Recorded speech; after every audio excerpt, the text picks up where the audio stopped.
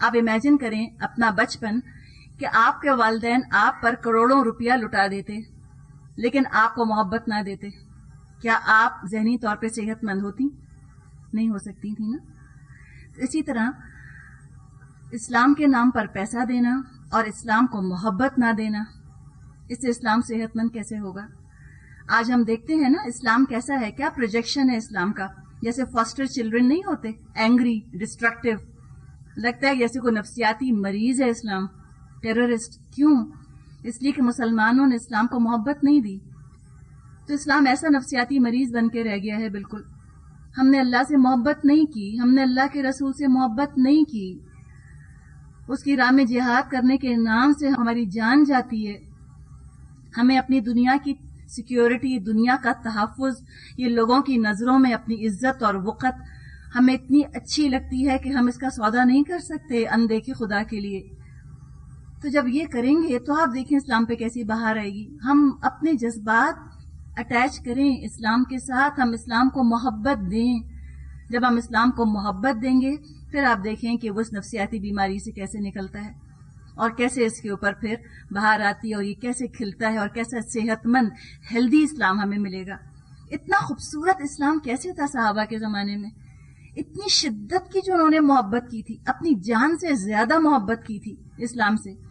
نبی اکرم صلی اللہ علیہ وسلم سے بات کرتے تھے، کہتے تھے فدا امی و ابی، اے اللہ کے رسول صلی اللہ علیہ وسلم میرے ماں باپ آپ پر فدا، اپنی جان نچھاور کرنے کو تیار ہوتے تھے.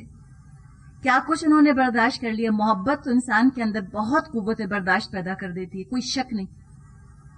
انسان کو بہت مضبوط کر دیتی ہے محبت، اور اللہ کی محبت اسٹرانگ پرسنالٹی، ہیلدی پرسنالٹی بنا دیتی ہے، تعلقات کو نکھارنے کا سبب بنتی ہے.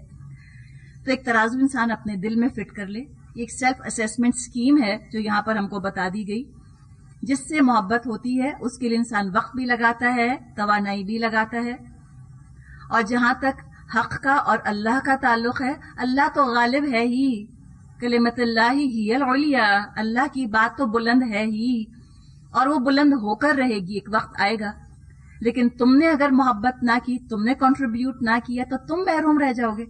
اللہ تمہارا محتاج ہے تمہاری محبت کا نہیں، تم محتاج ہو اس بات کے کہ تم اللہ سے محبت کرو اور شدت کے ساتھ اللہ سے محبت کرو اور شدت کے ساتھ دعا میں اللہ کی محبت مانگو. ہم یا ودود کی تسبیح پڑھتے ہیں، کسی کی محبت، کبھی کسی کی محبت مانگتے ہیں، یا ودودو پڑھ کے مانگیں تو اللہ کی محبت مانگے. یا ودود ہم تجھ سے تیری محبت چاہتے ہیں. اور آپ سوچیں نا کہ جس کو اللہ کی محبت مل گئی اس سے زیادہ خوش کوئی ہے؟ وہ جھونپڑی میں بھی رہے گا نا تو وہ خوش رہے گا، وہ لٹھا بھی پہنے گا تو خوش رہے گا. اور جس کو اللہ کی محبت نہیں ملی، یقین کریں وہ محل میں بھی رہے گا ناخوش رہے گا. وہ سیٹن اور سلک اور ڈائمنڈز بھی پہنے گا تو اس کا دل خوش نہیں ہوگا. تو اگر آپ کو اندر سے فلفلمنٹ چاہیے نا، خوشی چاہیے، سیٹسفیکشن چاہیے، سکون چاہیے، تو کیا ہے؟ الا بذکر اللہ تطمئن القلوب. آگاہ ہو جاؤ، اللہ کے ذکر سے ہی تو دل اطمینان پاتے ہیں. اور محبوب کا ذکر کس کو نہیں اچھا لگتا؟ جس سے ہمیں محبت ہوتی ہے، ہم چاہتے ہیں کہ ہم بھی بس باتوں باتوں میں اس کا نام لے آئیں اور جو آگے پیچھے لوگ ہیں وہ بھی اسی کی بات کریں، بس وہ اسی کی تعریف کریں، وہ اسی کی واہ واہ کریں، وہ اسی کے دیوانے بنے رہیں. تو جس کو اللہ سے محبت ہوتی ہے نا، وہ چاہتا ہے کہ جگہ جگہ اللہ کا ذکر شروع ہو جائے، باتوں باتوں میں اللہ کا ذکر آ جائے، بس لوگ اللہ کے دیوانے ہو جائیں. حدیث میں مضمون آتا ہے کہ جس کو ایمان کی حلاوت نصیب ہو جائے، حلاوت ہوتی ہے مٹھاس، سویٹنس، جس کو ایمان کی مٹھاس چاہیے وہ کیا کرے کہ اللہ اور اللہ کا رسول اس کو ہر چیز سے زیادہ محبوب ہو جائے. ہم انگلش میں کہتے ہیں نا اٹس اے ٹال آرڈر، آسان نہیں ہے. ہر چیز سے زیادہ اللہ اور اللہ کا رسول اس کو محبوب ہو جائے. دوسری بات، کسی سے محبت کرے تو بس اللہ کی خاطر، اللہ کی خاطر محبت کرے. اور نمبر 3، کفر اور شرک کی طرف لوٹ جانا، اس کو ایسا ناگوار گزرے جیسا کہ آگ میں ڈالا جانا، اتنا اس کو ناگوار ہو. اب آگے آیت نمبر 25 میں غزوہ حنین کا ذکر آ رہا ہے.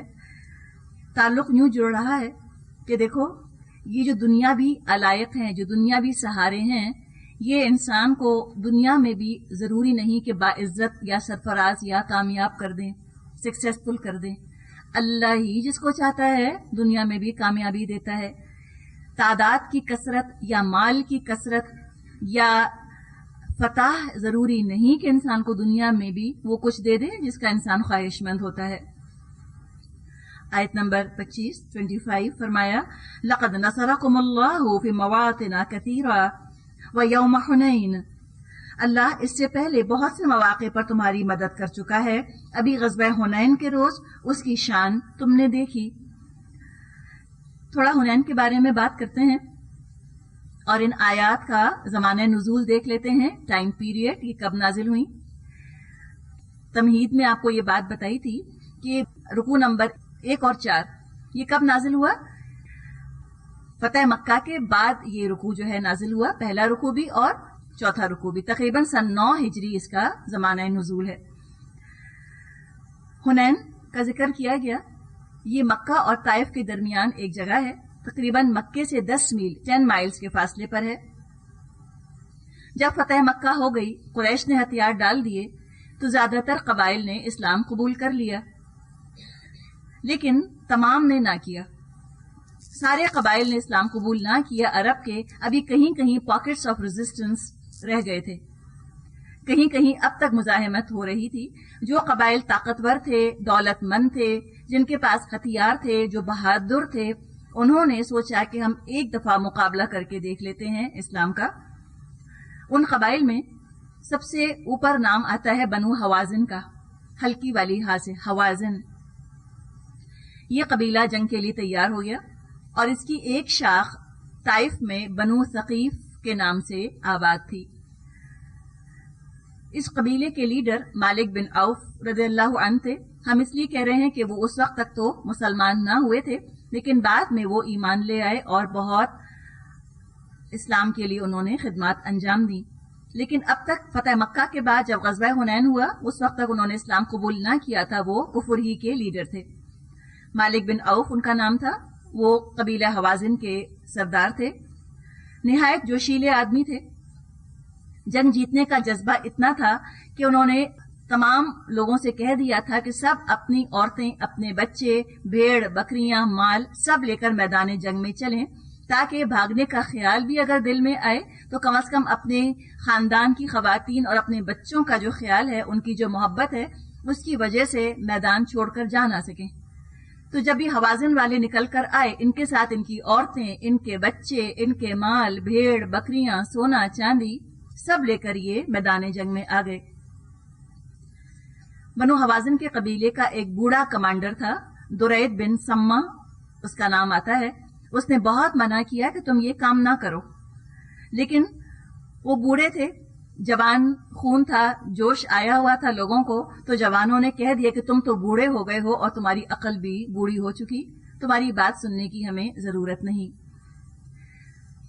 جب نبی اکرم صلی اللہ علیہ وسلم کو مالک بن عوف کی تیاری کی خبریں ملیں تو آپ نے 6 شوال 8 ہجری 6 شوال سن 8 ہجرہ یعنی فتح مکہ کے بعد آپ مکے سے روانہ ہوئے. ابھی مکہ آئے ہوئے آپ کو 19 دن ہوئے تھے، 19 ڈیز ہوئے تھے آپ کو مکہ آئے ہوئے. فتح مکہ ہو چکی تھی.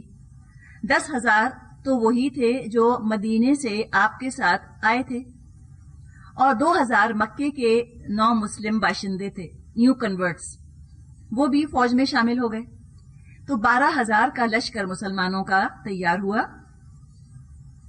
10 شوال کو یہ لشکر حنین کے مقام پر پہنچا. مالک بن عوف تجربے کار جنگجو تھے، کافی ان کو ایکسپیرینس تھا لڑائیوں کا اور جنگوں کا. مسلمانوں کی فوج کے پہنچنے سے پہلے ہی وہ حنین کے مقام پر پہنچ گئے تھے اور رات کی تاریکی میں اپنی فوج کو وادی میں، گھاٹیوں میں انہوں نے چھپا دیا تھا. جگہ جگہ انہوں نے چھوٹے چھوٹے اپنے دستے کھڑے کر دیے تھے اور ان کو گھاٹیوں میں چھپا دیا کہ جیسے ہی مسلمان کسی تنگ گھاٹی سے گزریں وہ تیروں کی بوچھاڑ کر دیں. اب مسلمانوں کا یہ معاملہ تھا کہ پہلی دفعہ اتنا بڑا، اتنا عظیم الشان لشکر جو ہے وہ نکل رہا تھا. راستے میں جو 9 مسلم ہوں گے، ہو سکتا ہے ان میں سے کسی کے دل میں خیال آیا ہو کہ ایک زمانہ تھا کہ مسلمان 313 ہوتے تھے تو شکست نہ کھاتے تھے، تو آج تو ہم 12,000 ہیں، تو آج ہم ہرگز مغلوب نہ ہوں گے. تعداد ہماری اتنی ہے، ہماری کوانٹٹی اتنی ہے. اب ہوتا کیا ہے کہ جب اوور کانفیڈنس آتا ہے تو کمپلیسنسی ساتھ ساتھ آتی ہے. جب زیادہ ہی انسان اعتماد کا اظہار کرتا ہے تو پھر لاپرواہ بھی ہو جاتا ہے، تھوڑا سا غفلت برتنے لگتا ہے. یہ بھی ایک فیکٹر ہو سکتا ہے. اور دوسرا یہ کہ اللہ کو یہ بات کیسے پسند آ سکتی تھی. ہم نے تو پڑھا ہے سورہ انفال میں کہ دیکھو تم ان لوگوں کی طرح مت ہو جانا جو نکلے تھے بطر کرتے ہوئے، ریا الناس، دکھاوا کرتے ہوئے، بڑکیں لگاتے ہوئے اور نعرے لگاتے ہوئے کہ we are the greatest, we are the sole super power. یہ بڑی بڑائی کے بول یہ اللہ کو پسند نہیں. اب ہوا کیا کہ جب حنین کے مقام پر مسلمانوں کی فوج پہنچی اور ایک تنگ درے سے جب مسلمان گزر رہے تھے، دونوں طرف ثقیف اور حوازن کے تیر انداز تیار بیٹھے تھے. انہوں نے مسلمانوں پر تیروں کی بوچھاڑ کر دی. مسلمان تیار نہ تھے، اچانک حملے سے بوکھلا گئے، اسکیٹر ہو گئے، بھگدڑ مچ گئی. اس بھگدڑ کے وقت میں نبی اکرم صلی اللہ علیہ وسلم اپنی جگہ قائم رہے. آپ صرف شجاع نہیں تھے، بہادر نہیں تھے، آپ اشجاع تھے، آپ سب سے زیادہ بہادر تھے. اور دیکھیں نا، اب یہ کیا ہے، یہ سوچنے سمجھنے کا ٹائم نہیں ہوتا. اچھا سٹینڈ لوں نہیں لوں، کھڑا ہوں نہیں ہوں، یہ تو ریفلیکس ہوتا ہے نا. ایک دم دشمن کا حملہ ہوا، ایک دم مسلمانوں نے بھاگنا شروع کر دیا. کون کھڑا ہوگا؟ جو ریفلیکسولی اللہ سے محبت کرنے والا ہوتا ہے نا. تو اللہ کے رسول سے بڑھ کر اللہ سے محبت کون کرے گا؟ صحابہ سے بھی بڑھ کر وہ تو اللہ سے محبت کرنے والے تھے. آپ اپنی جگہ قائم رہے اور اس نازک وقت میں بھی آپ کا رخ کفار کی طرف تھا. اس کو ہم انگلش میں کہتے ہیں نا لیڈنگ فرام دا فرنٹ. یہ ہے لیڈرشپ کا انداز اسلام کے اندر کہ آپ وہ کارنامہ خود انجام دیں جس کی توقع آپ لوگوں سے کرتے ہیں. اسلام کا انداز یہ نہیں ہے کہ جنرلز جو ہے وہ پیچھے کسی بنکر کے اندر بیٹھیں اور ریموٹ کنٹرول سے وہ فوجوں کو آگے چلا رہے ہیں. نہیں، آپ آگے آئیں، آپ پہلے وہ کام کریں اور یو لیڈ بائی ایگزامپل. آپ مثال قائم کریں. اگر آپ لیڈر اپنے آپ کو بنانا چاہتے ہیں یا لوگ اگر آپ کو لیڈر سمجھتے ہیں تو لیڈر ہونے کی ذمہ داری تو پھر سب سے زیادہ ہے. اور اس موقع پر آپ نے رجز پڑھا. رجز کیا ہوتا ہے؟ شاعری کی ہی قسم ہے. اور وہ آپ شاعری تو نہیں کیا کرتے تھے لیکن اس موقع پر آپ نے بہرحال وہ رجز پڑھا. انا النبی لا کذب، کہ میں نبی ہوں، اس میں کوئی جھوٹ نہیں. انا ابن عبد المطلب، اور میں عبد المطلب کا بیٹا ہوں. پھر آپ نے لوگوں کو آواز دی، الیہ عباد اللہ، اے اللہ کے بندو میری طرف آؤ. عباس رضی اللہ عنہ آپ کے ساتھ تھے. ان کی آواز بہت بلند تھی، بہت اونچی تھی. آپ نے عباس سے کہا کہ آپ بلائیے لوگوں کو، آپ کہیے ان سے کہ میری طرف لوٹ کر آئیں. تو حضرت عباس رضی اللہ عنہ نے پھر بلند آواز میں صحابہ کو پکارا کہ اے شجر والوں تم کہاں ہو. بیت رضوان کی طرف اشارہ تھا، صلح حدیبیہ کے موقع پر جنہوں نے بیعت کی تھی نبی اکرم صلی اللہ علیہ وسلم سے. آپ نے ان کو پکارا. ان کی آواز سن کر تقریباً 100 لوگ اللہ کے رسول صلی اللہ علیہ وسلم کے گرد جمع ہو گئے. پھر مختلف گروہوں کو پکارا گیا، لوگ آئے، ان کے اوثان بحال ہوئے اور پھر اس کے بعد باقاعدہ جنگ شروع ہوئی. بنو ثقیف کے تقریباً 70 آدمی مارے گئے اس کے اندر، اور اس میں مالک بن عوف بھی تھے. ان کا اہل و عیال ہر چیز وہاں پر موجود تھی. تو شکست ہوئی، لوگ پکڑے گئے. مالک بن عوف فرار ہو کر طائف کے قلعے میں جا کر انہوں نے اپنے آپ کو بند کر لیا، سیج ڈال دی. اس قلعے میں جا کے انہوں نے پناہ لے لی. نبی اکرم صلی اللہ علیہ وسلم گئے، انہوں نے اس طائف کے قلعے کا محاصرہ کیا. شدت کی تیروں کی بارش قلعے میں سے کی گئی، لوہے کے جلتے ہوئے ٹکڑے مسلمانوں پر گرائے گئے. حضرت انس رضی اللہ عنہ فرماتے ہیں کہ 40 دن 40 ڈیز تک یہ محاصرہ رہا، سیج ڈال کے مسلمان کھڑے رہے. لیکن قلعے والوں نے 1 سال کا راشن جمع کیا ہوا تھا، انہوں نے قلعے کے دروازے نہ کھولے. تو نبی اکرم صلی اللہ علیہ وسلم نے محاصرہ ختم کرنے کا فیصلہ فرما لیا اور آپ واپس ہو گئے. اس موقع پہ کچھ لوگوں نے کہا کہ آپ بنو ثقیف پر بد دعا کیجئے. تو نبی اکرم صلی اللہ علیہ وسلم نے فرمایا اے اللہ ثقیف کو ہدایت دے اور ان کو لے آ. بد دعا کرنے سے کیا فائدہ ہوتا؟ دعا کتنی اچھی چیز ہے. لیکن کئی دن گزر گئے، وہ لوگ نہ آئے. تو جو مال غنیمت آپ کے پاس تھا وہ آپ نے لوگوں میں تقسیم کر دیا. 6,000 قیدی تھے، 24,000 اونٹ تھے، 24,000 کیملز، 40,000 بکریاں، 40,000 بکریاں تھیں اور 4,000 اوقیہ چاندی. ایک اوقیہ تقریباً 1.5 تولہ کے برابر ہوتا ہے. اتنا ڈھیر مال تھا. جو نو مسلم تھے، جو نئے نئے کنورٹ تھے، یا جن سے آپ کو امید تھی کہ ان کے دل نرم ہو چکے ہیں اسلام کے لیے، مؤلفۃ القلوب کے لیے آپ نے اس مال غنیمت میں سے ان نئے مسلمانوں کو آپ نے بہت سا مال دیا. اس لیے کہ ہوتا کیا ہے کہ بعض لوگ عقل کے راستے سے اسلام میں داخل ہوتے ہیں اور بعض لوگ پیٹ کے راستے سے اسلام میں داخل ہوتے ہیں. جیسے بکری ہے یا کوئی جانور ہے، اس کو مٹھی بھر گھاس کا لالچ دیں، اس کو لے کر آئیں اور اس کو پھر آپ باڑ کے اندر لے آئیں تو وہ گھاس کے پیچھے پیچھے آ جائے گی. اسی طرح بعض لوگ دولت کی لالچ میں یا کسی اور چیز کی لالچ میں بھی اسلام کے دائرے کے اندر آ جاتے ہیں. ایک دفعہ وہ اسلام کی حلاوت ایمان کا مزہ چکھ لیں، پھر وہ ایمان کے زبردست سپورٹرز بن جاتے ہیں. تو یہ سارا معاملہ ہوا. لیکن بعد میں حوازن والے آ گئے، انہوں نے آ کر اسلام قبول کر لیا. تو نبی اکرم صلی اللہ علیہ وسلم نے پھر ان سے پوچھا کہ تم اپنے قیدی واپس چاہتے ہو یا اپنا مال؟ تو انہوں نے کہا ہم اپنے قیدی واپس چاہتے ہیں. تو نبی اکرم صلی اللہ علیہ وسلم نے مسلمانوں سے درخواست کی اور اکثر و بیشتر مسلمانوں نے تمام قیدیوں کو جو ان کو دے دیے گئے تھے غلام اور کنیزوں کی شکل میں، وہ تمام واپس کر دیے. اور جنہوں نے واپس نہ کرنا چاہے تو اللہ کے رسول نے ان سے وعدہ کیا کہ آئندہ مال غنیمت میں سے آپ کو اس کا صلہ دے دیا جائے گا. تو ایک چھوٹا سا یہ آپ کے سامنے ڈسکرپشن رکھا غزوہ حنین کا. آپ کسی بھی تفسیر یا سیرت کی کتاب میں مزید اس پہ تفصیل پڑھ سکتی ہیں. تو ذکر کیا لقد نصرکم اللہ فی مواطن کثیرہ ویوم حنین، اللہ اس سے پہلے بہت سے مواقع پر تمہاری مدد کر چکا ہے. ابھی غزوہ حنین کے روز تم اس کی شان دیکھ چکے. اذ اعجبتکم کثرتکم، اس روز تمہیں اپنی کثرت تعداد کا غرہ تھا. فلم تغن عنکم شیئا وضاقت علیکم الارض بما رحبت، مگر وہ تمہارے کچھ کام نہ آئی اور زمین اپنی وسعت کے باوجود تم پر تنگ ہو گئی. ثم ولیتم مدبرین، اور تم پیٹھ پھیر کر بھاگ نکلے. آیت نمبر 26. ثم انزل اللہ سکینتہ علی رسولہ وعلی المؤمنین وانزل جنودا لم تروها وعذب الذین کفروا وذلک جزاء الکافرین.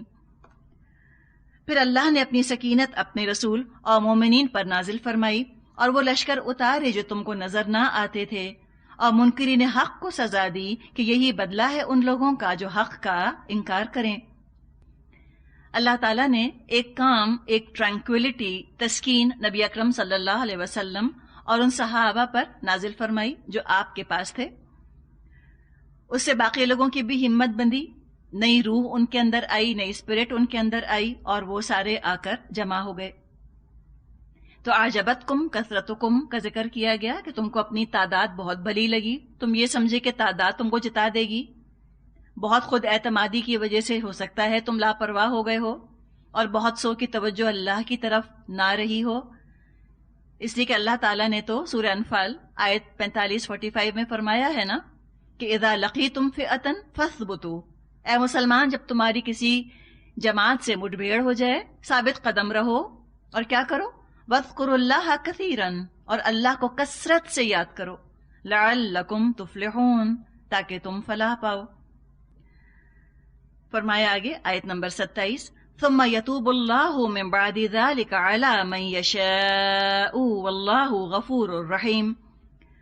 پھر تم یہ بھی دیکھ چکے ہو کہ اس طرح سزا دینے کے بعد اللہ جس کو چاہتا ہے توبہ کی توفیق بھی بخش دیتا ہے. اللہ درگزر کرنے والا، رحم فرمانے والا ہے. اب یہاں پر اللہ کی رحمت کا تذکرہ، جیسے ابھی ہم نے بات کی کہ جعرانہ میں غنیمت کی تقسیم کے بعد یا اس کے دوران ہی بنو حوازن کے 14 سردار آپ کی خدمت میں حاضر ہوئے اور انہوں نے اسلام قبول کر لیا، اور پھر درخواست کی انہوں نے کہ ہمارے مال اور ہمارے اہل و عیال آپ ہم کو واپس کر دیجئے. ان لوگوں میں نبی اکرم صلی اللہ علیہ وسلم کے رضائی رشتہ دار بھی تھے، دودھ شریک. آپ نے دائی حلیمہ کا دودھ پیا تھا تو دائی حلیمہ کے بھائی وغیرہ ان لوگوں کے اندر موجود تھے. اب یہاں نبی اکرم صلی اللہ علیہ وسلم کی پوزیشن بہت نازک تھی، بہت ڈیلیکیٹ سچویشن ہو گئی تھی. ایک طرف رحم کا تقاضا تھا، دوسری طرف مجاہدین کو مال غنیمت سے محروم کر دینا وہ بھی ناانصافی ہوتی اپنی جگہ. تو صحیح بخاری میں یہ روایت موجود ہے کہ آپ نے بنو حوازن کو اختیار دیا کہ مال یا قیدیوں میں سے ایک چیز کا انتخاب کر لیں. سب نے قیدیوں کا انتخاب کیا نبی اکرم صلی اللہ علیہ وسلم نے تمام صحابہ کو جمع کر کے خطبہ دیا، اللہ کی حمد و ثنا کی، اس کے بعد فرمایا یہ تمہارے بھائی تائب ہو کر آ گئے ہیں، میں چاہتا ہوں ان کے قیدی ان کو واپس دے دیے جائیں، تم میں سے جو لوگ خوش دلی کے ساتھ اپنا حصہ واپس دینے کو تیار ہوں وہ احسان کریں، اور جو اس کے لیے تیار نہ ہوں ان کو آئندہ اموال فے میں سے اس کا بدلہ دے دیا جائے گا۔ تو اسی کا یہاں ذکر کیا گیا کہ اللہ جس پر چاہتا ہے مہربان ہو جاتا ہے، اللہ نے ان کو توفیق دے دی، وہ سب کے سب ایمان لے آئے، مسلمان ہو گئے۔ آگے فرمایا آیت نمبر 28، یا ایھا الذین آمنوا، اے لوگو جو ایمان لائے ہو، انما المشرکون نجس، بے شک مشرک ناپاک ہیں، فلا یقربوا المسجد الحرام بعد عامہم ھذا، لہذا اس سال کے بعد یہ مسجد حرام کے قریب نہ پھٹکنے پائیں۔ وَإِنْ خِفْتُمْ عَيْلَةً فَسَوْفَ يُغْنِيكُمُ اللَّهُ مِنْ فَضْلِهِ إِنْ شَاءَ إِنَّ اللَّهَ عَلِيمٌ حَكِيمٌ، اور اگر تمہیں تنگ دستی کا خوف ہے تو بعید نہیں کہ اللہ چاہے تو تمہیں اپنے فضل سے غنی کر دے، اللہ علیم اور حکیم ہے۔ اب یہ اسی اعلان برات کی جس کا ذکر ہم نے شروع میں پڑھا تھا، یہ اس کی آخری ہدایت ہے۔ عامہم ھذا سے مراد ہے 9 ہجری، کہ اس 9 ہجری کے بعد جس میں کہ ابو بکر رضی اللہ عنہ امیر قافلہ بنا کر حج کے لیے بھیجے گئے تھے، اس سال کا ذکر ہے کہ اب اس سال کے بعد مشرکین مسجد حرام کے پاس نہ آئیں۔ اب اس میں مفسرین نے کئی آراء کا، کئی اوپینینز کا اظہار کیا ہے کہ اس سے مطلب کیا ہے کہ مشرکین مسجد حرام کے پاس نہ آئیں۔ کچھ لوگ استدلال کرتے ہیں علی رضی اللہ عنہ کے اعلان سے۔ ان آیات کو لے کر حضرت علی جب وہاں پر آئے تو انہوں نے یہ آیات پڑھ کے مجمع میں سنا دی، اور انہوں نے یہ اعلان کر دیا کہ لا یحجن بعد العام مشرک ولا یطوفن بالبیت عریان، اس سال کے بعد کوئی مشرک حج نہیں کر سکے گا، اور ولا یطوفن بالبیت عریان، اور نہ ہی کوئی عریاں حالت میں خانہ کعبہ کا طواف کر سکے گا۔ تو کچھ مفسرین کا خیال یہ ہے کہ یہاں پر مراد یہ ہے کہ اب مشرک اور کافر حج اور عمرہ نہیں کر سکتے۔ جہاں تک باقی غیر مسلموں کا تعلق ہے جو کہ حج اور عمرہ نہیں کرنا چاہتے، اس کے بارے میں مختلف اقوال ہم کو ملتے ہیں، اور مسجد حرام سے یہاں مراد پورا حرم کا علاقہ لیتے ہیں، پورا مکہ۔ اس میں یہ کہتے ہیں کہ حاکم کی اجازت سے غیر مسلم داخل ہو سکتے ہیں، حاکم ان کو اجازت دے۔ مثال کے طور پہ ہو سکتا ہے کوئی بہت بڑا انجینئرنگ پروجیکٹ ہے جو وہاں پر انڈر ٹیک کرنا ہے، کوئی کام ہے، کوئی بلڈنگ بنانی ہے، کنسٹرکشن کرنا ہے، مسلمان مہیا نہیں ہے، اویلیبل نہیں ہے، ٹیکنالوجی کفار کے پاس ہے، اب وہ وہاں آئیں گے تو کام کریں گے، تو حاکم اگر ان کو اجازت دے تو آ سکتے ہیں، جس کو ہم آج کل ویزا کہتے ہیں نا۔ ویزا کیا ہے؟ حکومت کی طرف سے اجازت ہوتی ہے۔ تو ایک کا قول یہ ہے، جابر بن عبداللہ رضی اللہ عنہ فرماتے ہیں کہ کوئی غیر مسلم جو کسی مسلمان کا غلام ہو یا کنیز ہو اور وہ مسلمان اس کو اپنے ساتھ لانا چاہے، اس کی بھی اجازت ہے۔ یہ آپ کو معرف القرآن میں یہ مضمون مل جائے گا، صفحہ نمبر ہے 356، 356، والیوم 4، چوتھی جلد جو ہے معرف القرآن کی، اس میں یہ آپ کو تفصیل ملے گی۔ تو کہا گیا کہ مشرکین کا ذکر کیا گیا کہ یہ ناپاک ہیں۔ ناپاک سے مراد ان کے عقائد کی، ان کے آئیڈیالوجی کی ناپاکی ہے، جس کی وجہ سے ان کا ذبیحہ بھی حلال نہیں ہے، کیونکہ شرک کی آلودگی ہے، شرک کی گندگی ہے ان کے عقیدے کے اندر، لہٰذا ان کو ناپاک کہا گیا۔ اور مشرکوں کی تو عورتوں سے نکاح کی بھی اجازت نہیں ہے، ان کا ذبیحہ نہیں کھایا جا سکتا۔ یہ تو ہے ان کے عقیدے کی ناپاکی، عقیدے کی گندگی، اور ظاہری ناپاکی بھی اس لحاظ سے کہ وہ جن مواقع پر غسل کرنا چاہیے، جنابت سے یا حیض سے پاک ہونے پر، تو وہ اس پہ غسل کرنے کو ضروری ہی نہیں سمجھتے، جنابت سے وہ پاکی غسل کی شکل میں اختیار نہیں کرتے۔ اسی طرح جو چیزیں اللہ نے حرام کی ہیں، شراب یا سور، لحم الخنزیر، اس سے پرہیز نہیں کرتے۔ سود سے اللہ نے روکا ہے ان کو، ناپاک ہے سود، وہ سود لیتے ہیں، دیتے ہیں، یا گناہ کرتے ہیں، برے اعمال کرتے ہیں۔ تو مختلف قسم کی نجاست، مختلف قسم کی گندگی مشرکین کے ساتھ وابستہ ہے، لہٰذا فرمایا گیا کہ دیکھو انما المشرکون نجس، یہ مشرک ناپاک ہیں، تو لہٰذا اب یہ مسجد حرام کے پاس نہ آئیں۔ اب ہوا یہ کہ مکے والوں کو فکر ہوئی ہوگی کہ ان کا تو کاروبار سارا چلتا ہی تھا، سارا جو کاروبار تجارت تھی مکے میں وہ ادھر ادھر سے لوگوں کے آنے کی وجہ سے تھی، وہ آتے تھے، حج کرتے تھے، عمرہ کرتے تھے، تو ٹریڈ اور اکانومی چمکا کرتی تھی، تو ان کو خوف ہوا اکنامک ریپرکشنز کا۔ مسلمانوں کو بھی ہو سکتا ہے خیال ہوا ہو کہ جب لوگ آنا چھوڑ دیں گے تو معاش کا کیا ہوگا، اس لیے کہ مکے میں کوئی کلٹیویشن تو ہوتی نہیں، زراعت تو ہے نہیں، صرف کاروبار ہوا کرتا تھا، کاسموپولیٹن شہر تھا مکہ، ہر طرف سے لوگ آتے تھے، تجارتی منڈیاں لگا کرتی تھیں۔ تو اللہ تعالیٰ نے اس خوف کو بھی دور فرما دیا کہ وَإِنْ خِفْتُمْ عَيْلَةً، اگر تمہیں غریبی کا، ناداری کا، مفلسی کا خوف ہے تو کیا ہوگا، فَسَوْفَ يُغْنِيكُمُ اللَّهُ مِنْ فَضْلِهِ، اللہ تم کو اپنے فضل سے غنی کر دے گا۔ ایک پیشن گوئی ہے، ایک پریڈکشن ہے جو کی گئی، اور یہ چند ہی سالوں میں یہ پریڈکشن پوری ہو گئی۔ کہاں کہاں سے مال غنیمت اونٹوں پہ لد لد کے مکے کی طرف اور مدینے کی طرف آنے لگ گیا۔ ایران اور روم کے خزانے اور مصر اور شام کے خزانے مسلمانوں کے قدموں میں تھے۔ ایک دن بھی ایسا نہ گزرا کہ مکے میں کوئی تنگی یا کوئی شارٹیج ہو گئی ہو۔ جیسا کاروبار پہلے چل رہا تھا اس سے بہت بہتر چلتا رہا، اور اللہ تعالیٰ نے وعدہ فرمایا اس چیز کا۔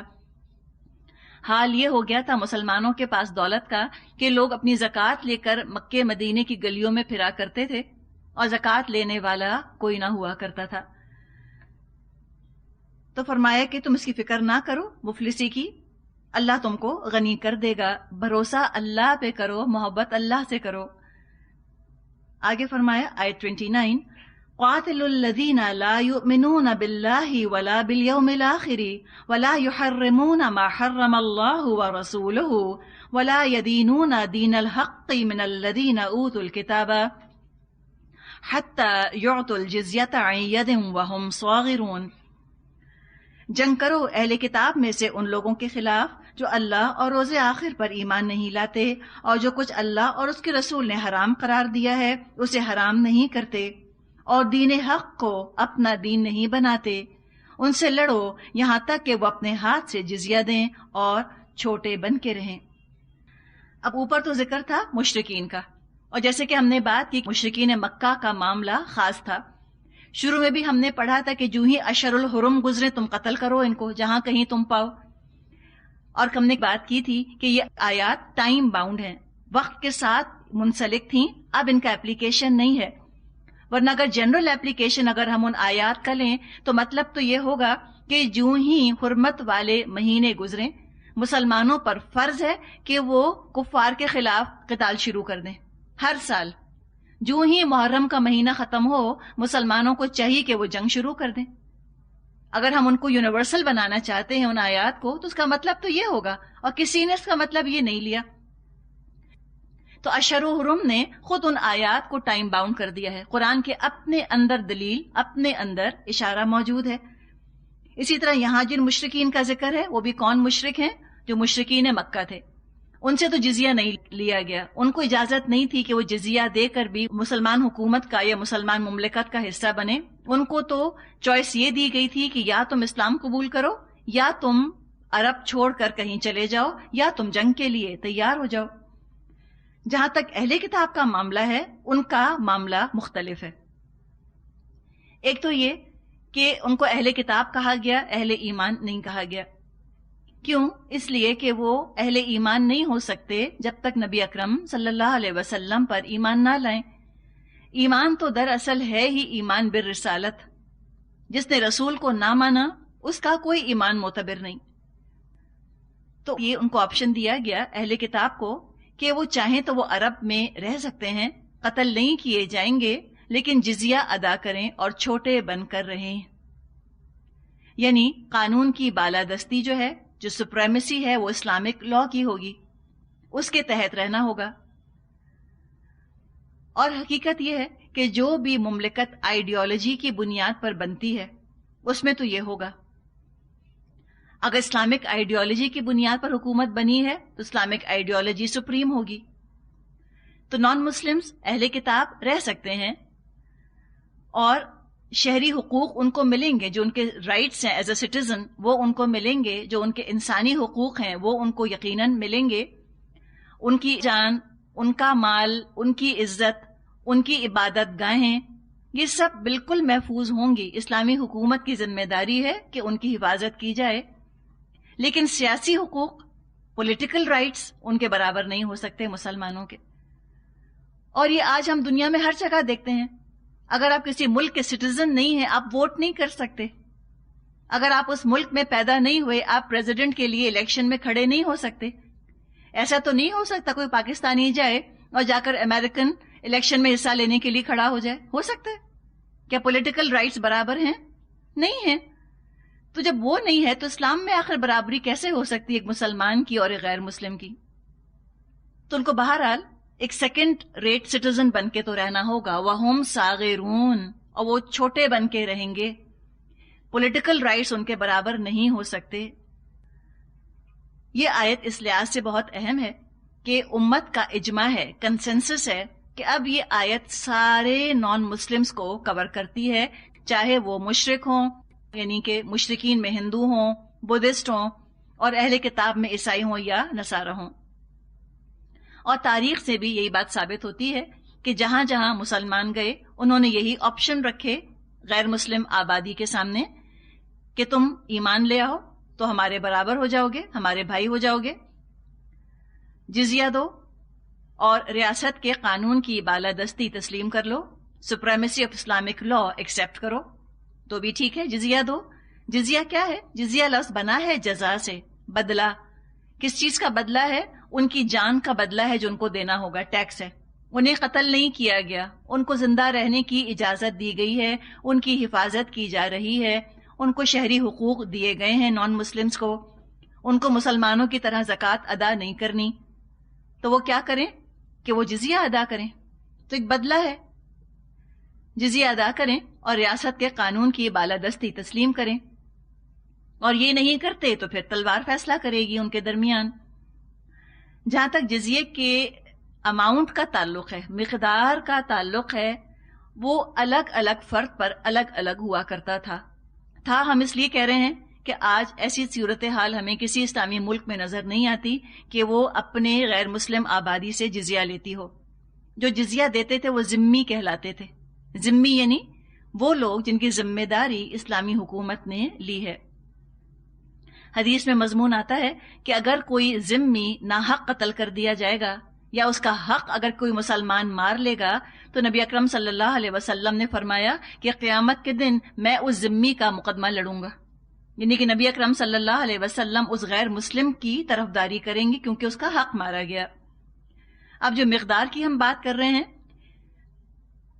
الگ الگ فرد کا جزیہ الگ ہوتا تھا. کون کتنا کما رہا ہے اس کے حساب سے جزیہ مقرر کیا جاتا تھا. اور جزیہ سے عورتیں اور بوڑھے اور بچے اور مفلس اور نادار جو لوگ تھے یا معذور تھے، ہینڈی کیپڈ، وہ اس سے ایگزمپٹڈ تھے، مستثنا تھے. اسی طرح جو راہب وغیرہ جو اپنی عبادت گاہوں کے اندر عبادت کرتے رہتے تھے وہ بھی جزیہ سے مستثنا تھے. پیسے والوں کا جزیہ مختلف ہوا کرتا تھا اور غریبوں کا جزیہ مختلف ہوا کرتا تھا. روایات میں آتا ہے عمر رضی اللہ عنہ نے ایک شخص کو سڑکوں پر بھیک مانگتے دیکھا. بوڑھا سا تھا، غیر مسلم تھا، عیسائی تھا شاید یا یہودی تھا، بھیک مانگ رہا تھا. تو اس سے پوچھا کہ تم یہ کیا کرتے ہو؟ اس نے کہا کہ میں بوڑھا ہو گیا ہوں اور اب میں جزیہ بھی نہیں دے سکتا، میری کمائی کا بھی کوئی ذریعہ نہیں ہے، تو میں اس حال کو پہنچ گیا. تو عمر رضی اللہ تعالیٰ عنہ کو بہت افسوس ہوا اور انہوں نے جا کر اپنے ساتھی سے کہا کہ یہ تو بہت زیادتی ہے کہ جب یہ طاقتور ہوں اور کمانے کے قابل ہوں تو ہم ان سے جزیہ لیں، اور جب یہ بوڑھے ہو جائیں اور کما نہ سکے تو ہم ان کو اس طرح برے حالوں چھوڑ دیں. تو حکومت کی طرف سے پھر ان کا وظیفہ مقرر کر دیا گیا. تو ان کی بھی ویلفیئر کا انتظام کیا جاتا تھا جزیہ کے پیسے سے. تو اسی کا یہاں پر ذکر ہے کہ جو غیر مسلم ہیں پھر وہ جزیہ ادا کریں اور وہ مسلمانوں میں چھوٹے بن کے رہیں، برابر کا اسٹیٹس، برابر کا درجہ ان کو دیا نہیں جا سکتا. ہم کتنے بھی اپولوجیٹک کیوں نہ ہوں، کچھ بھی ہم کہیں، کوئی شک نہیں کہ یہاں قرآن کی آیت بالکل واضح ہے کہ نان مسلمز کا اسٹیٹس اسلامی ریاست میں مسلمز کے برابر نہیں ہو سکتا. والآخر دعوانا ان الحمد للہ رب العالمین. سبحانک اللہم و بحمدک نشہد ان لا الہ الا انت نستغفرک و نتوب الیک. السلام علیکم ورحمۃ اللہ وبرکاتہ.